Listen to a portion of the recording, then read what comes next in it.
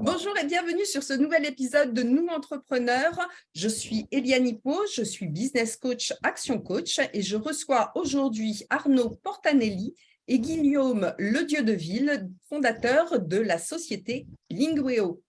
Lingueo, qu'Arnaud nous montre derrière lui. Bonjour et bienvenue messieurs. Merci d'avoir accepté notre invitation. Merci Eliane. Bonjour Eliane. Bonjour à tous les deux. Alors, une première question, est-ce que vous pouvez me présenter votre parcours entrepreneurial? Depuis quand Lingueo existe? Quelle est la mission de cette société? Qu'est-ce qui vous a motivé? Première chose, c'est que Lingueo existe depuis très longtemps. C'est une entreprise qu'on a créée avec Guillaume maintenant, quand on le dit, on n'aime pas trop ça d'ailleurs. Alors, c'est pas qu'on n'aime pas ça, c'est qu'on voit tellement le temps passer à une vitesse monstre que ça nous dépasse. Mais bon, on va dire que c'est une société qui a plus de 10 ans et qui est toujours là, toujours présente avec les mêmes cofondateurs qui sont toujours présents, toujours motivés pour aller travailler et toujours aussi heureux d'affronter des nouveaux challenges. Et crois-moi, et croyez-moi, chers auditeurs, en entrepreneuriat, quand vous créez une boîte, des challenges, vous en aurez toutes les semaines, si ce n'est tous les jours. Donc, c'est une société qui accompagne les entreprises principalement, mais aussi les individus via le compte personnel de formation, on y reviendra, mais principalement tout de même le monde professionnel et donc les entreprises pour monter en compétence leurs collaborateurs dans les compétences linguistiques. On ne fait qu'une seule et une seule compétence, qui est la compétence linguistique. On le fait par contre dans 15 langues, la langue des signes, l'anglais, le chinois, coréen, toutes les langues qui vous viennent naturellement en tête. Il y en a pour tous les goûts. Absolument. Alors, qu'est-ce qui vous a motivé au départ et qu'est-ce qui a été à l'origine de cette idée de Lingueo? La motivation, on a toujours eu en nous un peu cet ADN d'entrepreneur parce qu'on s'est rencontrés sur les bancs d'école où on s'occupait déjà des associations étudiantes, que ce soit le BDE ou encore la junior entreprise. Et on est parti pendant un moment dans la Silicon Valley avec Arnaud. C'était un projet qu'on a monté ensemble. On s'est dit, on veut partir. On était dans la tech déjà. Et on voulait absolument aller voir ce qui se passait en Californie. On est parti là-bas et très rapidement, on a commencé à monter des sociétés pour un entrepreneur connu de la Silicon Valley qui s'appelle Luc Julia, qui a entre autres créé Siri, qui est aujourd'hui le patron d'innovation de Renault. On a développé ces activités en Europe en revenant. Et à un moment donné, ça arrive dans l'histoire d'une boîte.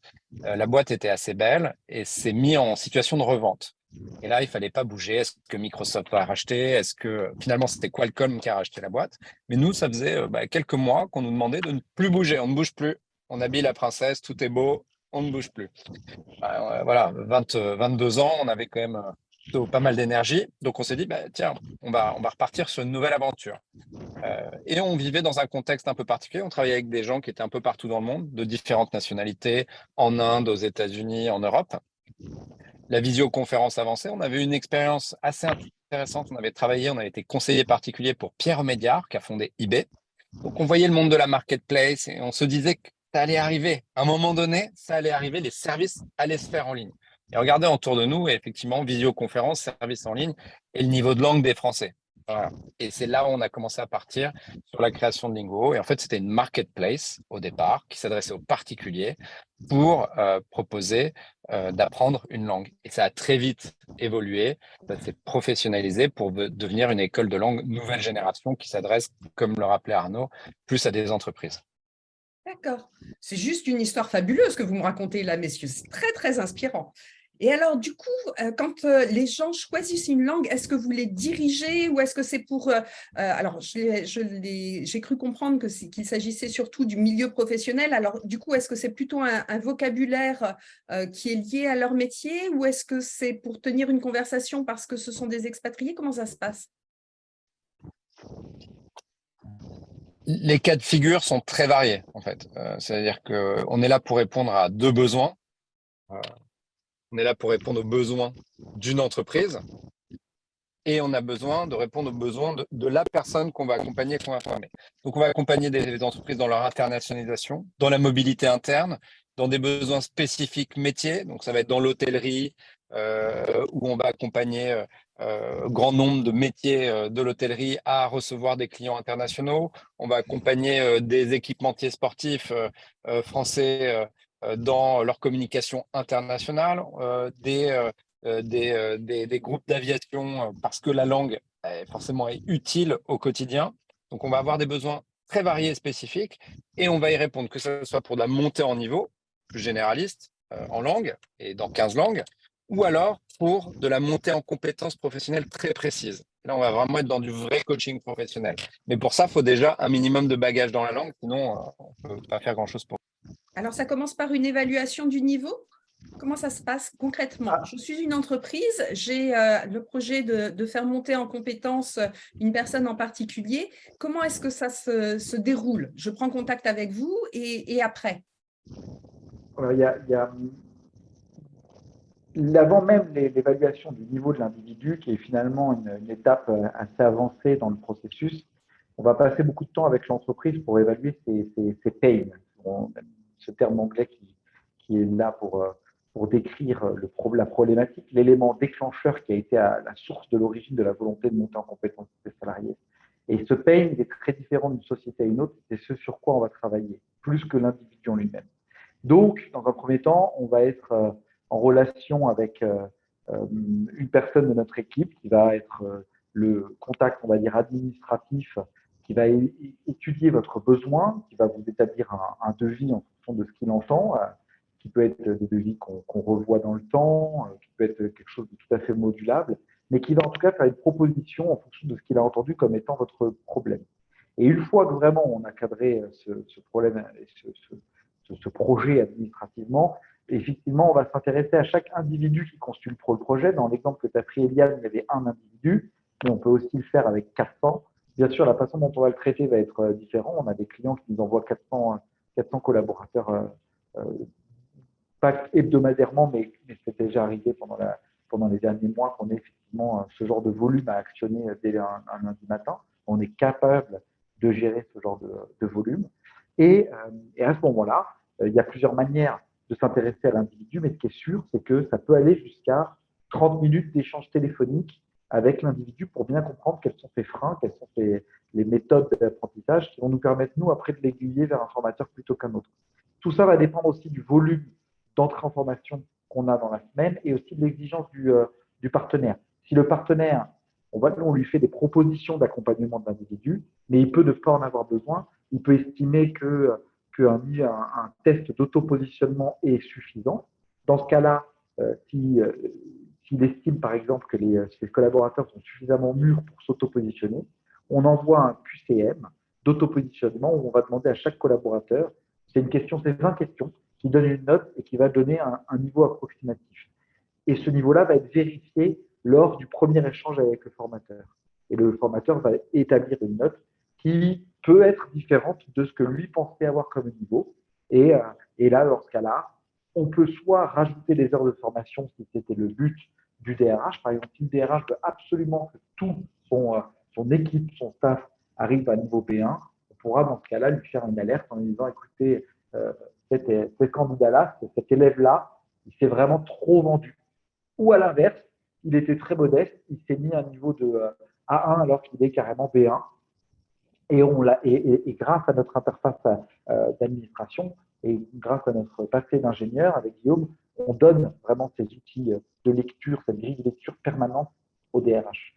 Voilà, mais il y a un accompagnement vraiment d'abord avec le client, d'abord avec le client entreprise, puis avec chaque individu qui va suivre la formation. D'accord. Donc, en fait, finalement, c'est du sur-mesure et pour l'entreprise et pour le client, enfin, la personne qui va utiliser vos services. C'est complètement ça. C'est génial. Chacun a son propre suivi. Il y a le responsable administratif qui va suivre le DRH et lui faire des reportings et des points d'étape. Et après, il y a tout un service client. Je crois que, Guillaume, je vais te demander de reprendre. Coupé, mais je reprends la main, mais c'est exactement ça, Eliane. En fait, c'est comme vous êtes coach. Au sein d'Action Coach, vous faites du coaching, c'est du sur-mesure pour des besoins spécifiques. Vous pouvez proposer des modules, mais vous allez toujours, quoi qu'il arrive, les adapter à des besoins spécifiques. Alors, nous, c'est notre cœur de métier dans la linguistique professionnelle. et avec des technologies expérientielles développées pendant plus de 10 ans qui nous permettent aussi un accompagnement optimal et des montées en volume pour répondre à des besoins d'entreprises comptant de nombreux collaborateurs. Voilà. Et est-ce qu'il y a un défi que vous avez identifié ou quelque chose dans l'évolution de votre métier qui vous pose question et comment est-ce que vous vous y préparez si vous en avez identifié un? Écoute, nous, des défis, on en a quand même tous les ans, hein. Il y a des défis qui peuvent être d'ordre administratif, légaux, les Toutes les changements. semaines. Ouais, voilà, ça. Mais il y a des défis, il y en a vraiment toutes les semaines. Je pense que Guillaume a raison. Des gros défis tous les ans. Euh, Comme je disais, des contraintes légales, les lois de la formation professionnelle, les gens appellent ça des réformes. En vérité, il n'y a pas de vraie réforme. C'est tout. La réforme est permanente. Les, les, les, les décrets viennent réguler notre secteur. Les attentes des DRH évoluent en permanence. Donc, de toute façon, on est dans un secteur où, contrairement à ce qu'on pourrait penser, c'est quelque chose de mouvant. Donc, il faut être en permanence à l'affût de l'information et réagir. Donc, ça, c'est déjà en soi un défi et on les soulève fréquemment. Là, le défi, moi, que j'identifie pour les prochaines années, c'est un défi de comment on va être capacité, nous, d'intégrer l'intelligence artificielle dans notre structure, non pas forcément tout le temps pour répondre aux besoins du client, mais aussi nous pour pouvoir, euh, parce que le client pour l'instant n'a pas d'envie particulière, mais c'est nous pour pouvoir, euh, on va dire, oversight ou faire accélérer les performances de chacun de nos collaborateurs et peut-être même réduire en tout cas la pénibilité sur certaines tâches. Donc c'est plutôt un défi global. Comment on va utiliser cette nouvelle techno, cette nouvelle usage, ce nouveau service qui en est un véritable dans notre quotidien de travail. D'accord. Et d'un point de vue plus global et politique et vision, nous, ce qui est important, on a une boîte, on a toujours été un peu en avance, un peu trop par moment sur ce qu'on faisait. La manière, maintenant, on est dans notre temps, donc c'est bien. C'est pour ça qu'on connaît une forte croissance. Euh, Nous, maintenant, la véritable volonté, c'est de montrer l'impact de notre formation, de la mesurer de plus en plus et de créer des normes pour que la grille de lecture soit la même pour tous. Ça passe par de la certification, mais pas que. C'est vraiment analysé au sein, pour un individu, au sein d'une entreprise, dans son retour à l'emploi, voir quel est l'impact de nos formations. Et c'est vraiment le défi qu'on s'est mis. On le mesure de mieux en mieux. L'intelligence artificielle peut nous aider à calculer aussi de manière plus intelligente et plus en temps réel la chose, mais c'est vraiment, voilà, c'est bon. Toutes les questions des 3 dernières années dans le monde professionnel, de la formation professionnelle française tournée autour de la réglementation, de dispositifs, de techniques. Maintenant, il faut revenir à notre métier premier, c'est former des personnes. Et il faut se poser aussi les bonnes questions, se former pourquoi et pour atteindre quoi. Donc, il faut commencer à créer des normes de lecture qui soient transverses, quelles que soient les formations, pour mesurer ces impacts. En fait, des standards. Vous voulez créer le standard de la certification ou de l'apprentissage des langues de façon à ce qu'on puisse évaluer les résultats les uns par rapport aux autres. Et de les évaluer, c'est exactement ça, et aussi les comprendre dans la lecture. Oui, oui, pour que ce soit compréhensible effectivement par tout le monde. Du RH, du recruteur. Pour l'instant, actuellement, on va dire les standards qui nous sont proposés, ils n'existent que sur l'anglais à l'international. Il y a très peu de références autres et ils ne sont pas forcément lisibles. C'est des points, des systèmes de points, pas forcément lisibles. Enfin, c'est même pas lisible en fait. Donc voilà. Et il faudrait changer le système. En fait, depuis tout temps, hein, c'est un des métiers les plus vieux au monde, le professeur d'anglais, formateur d'anglais ou d'autres langues. Et en fait, depuis tout temps, il y a cette habitude de dire, bon, bah, on vous donne des cours d'anglais, vous allez faire des cours d'anglais. Et en fait, c'est pas contextualisé par rapport à des objectifs, et notamment des objectifs liés, alors ça peut être personnel, dans notre cas, c'est des objectifs professionnels, d'activité professionnelle. Et en fait, faut pouvoir les quantifier, les analyser et créer des liens directs avec ça. Donc, ça passe aussi par l'évaluation et la certification, mais aussi sur tout le déroulé d'une formation et les éléments qu'on va pouvoir analyser dans cette montée en compétences professionnelles. Et ça, en fait, c'est très peu fait dans ce sens-là. D'accord. Merci beaucoup. C'est très, très intéressant. Alors moi, j'ai une question qui me brûle les lèvres. On parle toujours effectivement de l'anglais, de l'espagnol, de l'allemand. Est-ce qu'il y a des langues qui sont en train d'émerger et qui ont de plus en plus de demandes et que vous n'aviez pas il y a quelques années? Absolument, il y en a une qui Ouais. me vient en tête tout de suite, c'est le coréen.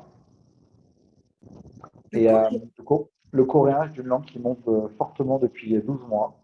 Et évidemment, il y a aussi une autre langue qui nous tient tout à fait à cœur et qu'on veut développer toujours, c'est la langue des signes, puisqu'on est les seuls à proposer de manière des formateurs sourds partout en France en vidéoconférence. On n'a pas insisté, c'est vrai qu'on nos cours se font en vidéoconférence, c'est-à-dire que les cours sont embarqués, c'est vraiment de l'accompagnement humain, comme du coaching linguistique. Donc c'est un seul et unique formateur et un seul et unique élève. Donc c'est pas de cours collectifs. On fait bien sûr par contre de la pédagogie en ligne avec des exercices, mais nous, tout est autour de l'humain, notre cours. Et donc pour répondre, moi je citerai vraiment la langue des signes comme étant une langue qui est importante et le coréen. En fait, la langue, c'est un des outils d'inclusion par excellence.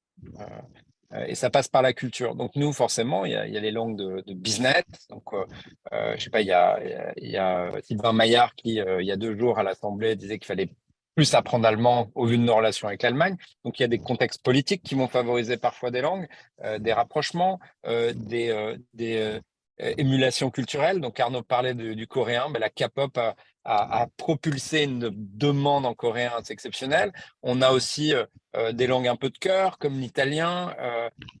On a le japonais. Hein, on est le deuxième pays du manga au monde et ça se sent. Le japonais est très demandé chez nous de manière générale.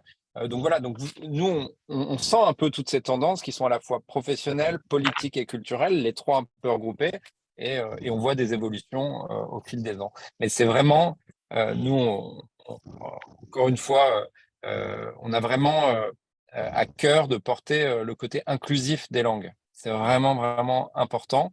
D'ailleurs, c'est ce qui un peu motive notre mission, hein, c'est d'aider les gens à mieux se comprendre. Ça a l'air très bateau, comme ça a l'air un peu même pathos, mais en fait, c'est important. On peut éviter des guerres en se comprenant, et je ne fais pas allusion à ce qui se passe en ce moment, mais je pense que ça peut jouer pas mal. Alors, je vous suis tous les deux complètement parce que je pense que la communication est vraiment la clé des relations humaines et qu'effectivement, se comprendre dans une langue, eh ben, ça facilite énormément les choses. Est-ce qu'il y a une fausse idée que l'on se fait de votre métier et que vous aimeriez pouvoir ici balayer d'un coup de crayon ou de baguette magique? Qui se lance? Alors, la première fausse idée, allez, j'ai envie de dire, il y en a deux.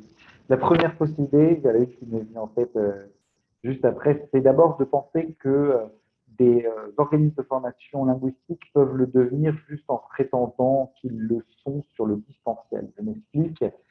Pendant le Covid, il y a eu beaucoup de gens qui, du jour au lendemain, ne pouvaient plus exercer leur activité de formateur en présentiel, et je le comprends, et ils ont très rapidement ajouté disponible sur Skype sur leur site. Et du coup, on s'est retrouvés, nous, Lingueo. Alors, je t'avoue que ça ne nous a pas inquiété plus que ça, parce qu'on connaît notre sérieux et notre expérience. Hein, comme je disais, ça fait plus de 10 ans que nous existons. Mais il y a beaucoup de gens qui ont cru facile et accessible le distance learning, l'apprentissage à distance, même en cours individuel. Moi, j'ai envie de dire, voilà, faites très attention, responsable formation, DRH, vérifiez bien que le prestataire que vous sélectionnez a bien un seul et unique métier qui est celui-ci, car on ne peut pas tout faire. On ne peut pas être bon en présentiel, on peut pas, et aussi en distanciel. On ne peut pas être très bon en cours individuel et très bon en cours collectif. En général, un organisme de formation, si vous voyez qu'il fait tout, c'est qu'il fait tout mal. C'est facile à comprendre et c'est vrai. On ne peut pas faire de la bureautique, de la linguistique et aider une personne à créer son entreprise. Il y a trop d'organismes de formation qui, depuis les dernières années, c'est que la formation, c'est pas un métier sympa. C'est faux. On s'éclate dans la formation et on est beaucoup plus branché et à la mode que des marques que je ne citerai pas. Bah, on le voit à votre Voilà. dynamisme à tous les deux. Est-ce que Guillaume, tu as un autre, comme ça, quelque chose que tu voudrais ajouter? Tu vois une autre fausse idée préconçue? Pas du tout. Je pense que ça sert à rien d'en donner 10. La première est pour moi la meilleure. C'est qu'on ne s'improvise pas organisme de formation. On ne s'improvise pas organisme de formation linguistique distanciel par hasard. On l'a appris à nos dépens, c'est-à-dire comme tous les entrepreneurs, on a passé un certain nombre d'étapes. Au départ, on a même développé notre système de visioconférence, c'est-à-dire qu'à deux, on s'est dit, tiens, on va faire mieux que Skype, où ils étaient 3000 déjà à l'époque. Donc voilà, il y a des fausses bonnes idées d'entrepreneurs. Et petit à petit, on a tout construit en écoutant notre marché, en écoutant nos clients. Mais effectivement, il y a eu une tendance à penser que tout le monde pouvait, en 2 temps, 3 mouvements. Mais ça, c'est lié à l'entrepreneuriat. On a toujours l'impression que ça va aller très vite, que c'est plus facile qu'on le pense, qu'on va venir mettre un peu le feu à la poudrière et tout révolutionner. Et en fait, ça se construit un peu plus lentement, un peu plus sereinement, afin d'avoir des fondamentaux solides pour offrir une bonne qualité de service. Dans notre cas, nous, c'est du serviciel, hein, c'est de la formation. Et on espère qu'on l'apporte bien. On a l'impression qu'on fait plutôt bien notre job, mais surtout, on a une grosse ambition, c'est qu'on veut le faire de mieux en mieux. On a parlé de l'IA tout à l'heure, mais l'IA, c'est un sujet parmi 50 pour nous. Et notre différenciation, parce qu'on n'en a pas beaucoup parlé aujourd'hui, c'est qu'en fait, on est vraiment, depuis le départ, sur 3 gros piliers au sein de Lingo. C'est l'engagement. On fait tout pour engager. Alors, dans le monde de la formation professionnelle, on a un terme barbare, on appelle ça la complétion, le taux de complétude. Est-ce que tu as bien suivi? C'est horrible. Nous, on appelle ça l'engagement parce que un peu start-up quand même. Donc, l'engagement est très important parce que de l'engagement avec des excellents formateurs, ça veut dire des résultats très concrets. On est une boîte data, donc tout est mesuré. Donc, on peut mesurer l'impact de nos formations, on en parlait. Et derrière, c'est la satisfaction de nos clients. Nos clients, c'est à la fois nos apprenants et nos clients entreprises. D'accord. Et alors, je suis complètement en phase avec vous quand tu parles, Guillaume, de tester et de mesurer. Pour moi, on ne peut améliorer que ce qui a été mesuré pour savoir quel est le point de départ et celui auquel on arrive et réellement avoir la performance. Tu parlais également d'entrepreneurs, d'idées au départ, etc. Alors, Guillaume, et puis après Arnaud, quand vous regardez, alors Guillaume, le jeune Guillaume, est-ce que tu aurais un conseil à formuler auprès du jeune Guillaume qui se dit, tiens, l'entreprise, je l'ai en moi, mais est-ce qu'il y a des craintes, est-ce qu'il y a des choses à vérifier avant de se lancer? Est-ce que tu as un conseil à donner au jeune Guillaume adolescent? Franchement, non, je referais tout pareil. J'ai pas de conseil, il faut se lancer, quoi. Le conseil, c'est se lancer. Avec Arnaud, on a toujours été en phase là-dessus. On était plutôt très actifs de nature. Le seul conseil, c'est, je dirais, de temps en temps, oui, écoute. Là, je pense que la seule erreur, c'est au départ d'être allé un peu trop en fonçant la tête la première, mais je pense qu'il faut passer par là. Donc, mon conseil, ce serait essayer de comprendre un peu mieux le besoin du marché plutôt que de penser que tu connais le besoin. Franchement, pour moi, c'est le seul conseil que je donnerais aujourd'hui aux jeunes Guillaume. Merci Guillaume. Arnaud, même question. Le J'ai conseil au jeune Arnaud, du coup.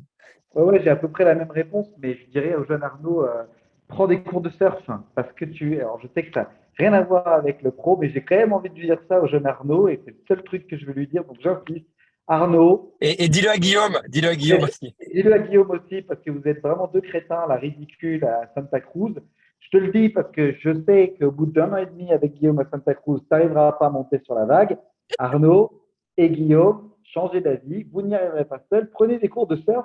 Quand tu auras 43 ans comme Arnaud du futur, tu verras que tu auras progressé, tu auras fait ce qu'il aurait fallu parce que prends des cours. Voilà, écoute, je suis désolé. Là, Eliane, je suis sorti complètement du cadre de ton interview. Attends, la vie d'un entrepreneur, c'est aussi d'en profiter, bien entendu. Sinon, ça ne sert à voilà, rien d'être entrepreneur. Arnaud du passé. Donc, et c'est vrai que, voilà, parce qu'on était avec Guillaume en Californie, tu l'as compris, il y a ça quelques années. Et on fait partie de ces gens qui vont de l'avant. Et d'ailleurs, c'est marrant parce que tu vois, finalement, Guillaume a le même conseil, mais du côté pro. Et peut-être que c'est un conseil qu'on peut donner à tous les gens et peut-être ne pas analyser plus, écouter les profs, se laisser aider plus que croire qu'ils vont tout faire eux-mêmes parce qu'en fait, ils peuvent parfois gagner du temps. C'est ça qu'il faut retenir. Merci tous les deux. Est-ce qu'il y a une actualité, une demande, une offre que vous voudriez partager avec nos auditeurs? Alors moi, l'actualité, je vois que Guillaume a le micro coupé, ce serait d'aller regarder notre site web parce qu'il est magnifique. On vient de Et le on changer. mettra les liens. On mettra les liens. On vient de changer notre site web et c'est vrai que peut-être que dans 6 mois, on le trouvera moche. C'est même évident et à la limite très sain, puisqu'un site internet doit vivre tous les 2 ans maximum. Mais on vient de changer notre site et on l'a changé pour quelle raison? C'est parce qu'on voulait mettre plus en avant nos clients, parce qu'on est des gens qui sont assez réservés euh, versus le succès de notre société et la visibilité qu'on a. On prend assez peu la parole et alors qu'on devrait. Et notre site a cette ambition, non pas de nous mettre nous individuellement en avant, mais de mettre nos clients et la façon dont on les a accompagnés dans leurs problématiques. Et ça, c'est même quelque chose qu'on ne faisait pas avant. Voilà. Donc là, ça y est, ça fait 3 semaines, un mois que le site est en ligne et qu'on commence à dire les clients qu'on a. Dessus, il y a le cas Air France notamment, il y a d'autres des sociétés plus petites et des startups, des hôtels. Et on explique à travers des interviews véritables de DRH de ces structures-là qu'on a fait pour eux. Voilà la nouveauté en tout cas la dernière que j'ai entendue. Message entendu, Arnaud. Nous irons voir ton site internet et on mettra le lien directement dans le descriptif. Guillaume, même actualité ou tu as autre chose que tu souhaiterais, une demande? L'actualité, c'est peut-être la fausse idée que je n'ai pas donnée tout à l'heure. J'en ai une en fait. La problématique qu'ont les RH et les responsables formation sur notre marché, c'est qu'ils pensent qu'on fait tous la même chose. Facialement, on se dit on fait tous des cours d'anglais, on fait tous des cours d'anglais en visioconférence. Et en fait, pas du tout. J'ai envie de dire, try me. Try me. Venez nous essayer, venez échanger avec vous parce que vous risqueriez, je pense, d'être surpris. Et nous, on a à cœur, on est passionné par notre business en fait, donc on a à cœur de se mettre à la place des responsables formation, à la place des RH pour comprendre leur infrastructure, leur organisationnel, pour essayer d'y apporter des réponses pertinentes, en tout cas d'un point de vue de la formation linguistique, du point de vue de la formation. Message entendu, on essaye, on se met sur le site internet et on parle avec vous de façon à identifier les besoins et voir les véritables différences. Laissez-vous porter par votre inspiration et regardez ces 2 jeunes hommes qui sont particulièrement dynamiques et qui sont l'avenir de l'entrepreneuriat français. Est-ce qu'il y a une question, et ce sera la dernière que je vais vous poser, mais je vous demande d'y répondre. Est-ce qu'il y a une question que je ne vous ai pas posée et que vous auriez aimé que je vous pose? Ah, Guillaume, il laisse. Ah, voilà, ça y est, là, on a le micro. Vas-y, Guillaume, tu avais une question. Guillaume, Arnaud, mais vous êtes copains ou vous êtes associés? Alors, je te la pose. Ça se voit tellement que je pense. Oui. Non, mais je pense que la réponse était dans l'interview qui vient d'être donnée. Mais ça peut être aussi un conseil. Ça veut dire que on conseille souvent de ne pas monter de boîte avec ses amis, avec ses potes ou avec sa famille parce que ça peut être compliqué. Moi, je pense que l'entrepreneuriat seul, c'est compliqué. Je ne l'ai pas connu ou très peu de temps et je le conseille vraiment pas vivement. Et ensuite, je pense que ce qui rapproche des gens d'un point de vue professionnel, c'est des valeurs. Et donc, quand on a des valeurs communes, qu'elles soient professionnelles ou en amitié, les deux souvent sont assez liés, quoi. Alors, en l'occurrence, nous sommes très proches, mais on n'habite pas loin. On a passé beaucoup de temps ensemble en Californie, ailleurs, etc. On construit notre vie ensemble, professionnelle et d'amitié. Mais voilà, autre conseil, c'est mieux de se lancer à 2 ou à plus. Je pense ça allait Avoir du c'est un soutien. marathon, l'entrepreneuriat. Effectivement, c'est un marathon et ce n'est pas une course de vitesse. Merci beaucoup à tous les deux. Ça a été un plaisir de vous entendre, un plaisir de vous recevoir. Vous êtes tellement inspirants que voilà. Merci d'avoir participé à cette émission et on se retrouve très vite. À bientôt. Merci Eliane. Merci à vous. Au revoir.